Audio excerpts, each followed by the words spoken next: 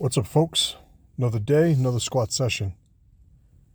So today was a pretty solid day altogether, and started with the squat session. Obviously, I went on to do some pull movements, some rear delt, supraspinatus movements. Trying to get a little bit of that synergy and teamwork going in the body. Around the shoulders after the squat session, of course. But I wanted to talk about flexibility versus mobility. And I don't want to fall into a sort of semantical trap of citing these terms without, defining them first as I'm going to use them. As it pertains to, we'll just use the squat motion for obvious reasons. Flexibility is, how low are we going? How much range of motion are all the joints in the squat experiencing during your squat movement?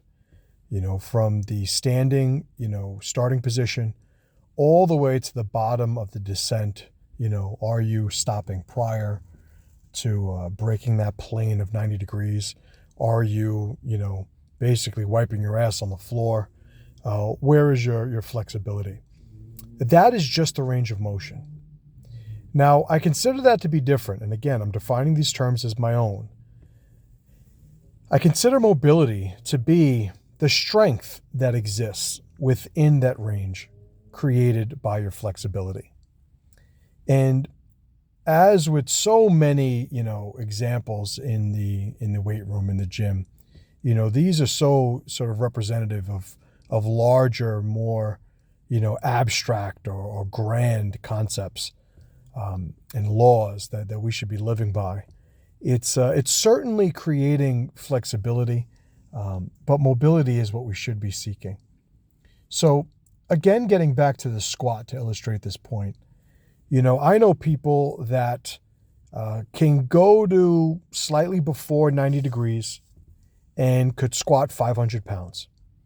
And if they were to go 3 inches below that, they have absolutely no strength. I'll be honest, if I had to squat, 500, stopping above, parallel, that is not inherently easier than going to what my full range of motion happens to be. But here's the rub, the difference between the two examples.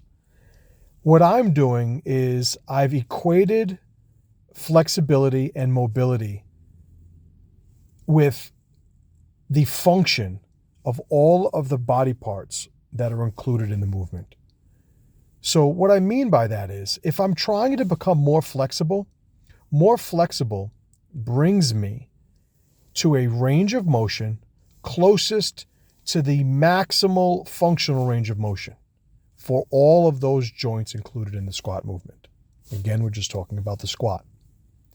And being that that is my definition for flexibility, then mobility is then the pursuit secondarily of strength throughout that full range of motion created by my flexibility. So what you'll have, and again, the gym being the microcosm of bigger, applications, you have people who have no flexibility, but have tremendous strength within that shortened range of motion. And they consider themselves to be strong, because there is a part of their range of motion where they can handle significantly heavy weights. Now, the problem with this is that at no point is the weight that they are handling indicative of a strong capability in the functional range of motion for whatever movement they're doing. Now, you could go and search for I think Master Chim Lockouts, I think, is the video that the way I labeled it. But whatever it is, it was, back when I was competing in powerlifting a few years ago, I was at my buddy Rick's home gym, and he had me doing lockouts with, and I don't know the amount offhand, but it was over 1,000 pounds. Over 1,000 pounds. It was held on chains, and it was sort of like these pin lockouts, right? Or I guess chain lockouts. being that it wasn't on a pin, it was on a chain. And I'll be honest, I was amazed. I was amazed that I could carry that weight because I had never even conceived of being able to do that. But what it was, and there were various, purposes, reasons why he was having me do that. But I will say one of the benefits I got in addition to what his plan was for doing it was that it broke this sort of mental barrier of being able to handle that amount of weight because it wasn't that difficult, relatively speaking, and when I did it, it was in no way going to cause a delusion that would have me think that I could then squat 1,000 pounds. Nor would I tell people, well, yeah, I could squat 1,000 pounds because I can move 1,000 pounds within that range of motion. So if we're looking at what it is we call mobility, again, it needs to be building strength through a range of motion that at its maximum level of development is functional. If you say, and again, I'm using squat as metaphor here. If you say, well, this is as low as I can go, and as lowest you can go is just a fraction of the full range of motion of all those joints, as they're designed and intended to be able to go through, it's just a fraction of that, that's fine. But don't ever say you have a strong squat, because you don't. Some people will tell me, oh, you squat pretty deeply. And there's two ways that I could take that. Well, number one, I could say, well, no, I squat. Those of you that don't go past parallel and, just to use that as sort of like a measuring point. Those of you that don't go below parallel, to me, you don't squat, right? You do partial squats, which again, that's fine. Do whatever you want. But if we're talking about these terms as they should be used, on a bigger scale, a squat is going to full range of motion. Now, the one exception to that is if you're talking about a competition squat.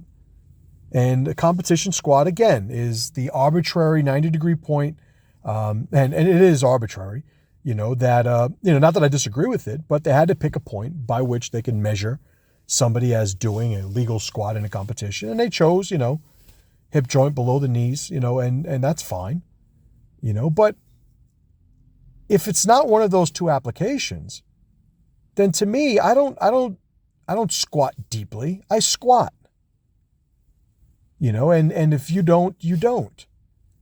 So if we're looking at the function, and this is, again, I'm now going to move away from the metaphor of the squat, and I'm going to speak more generally.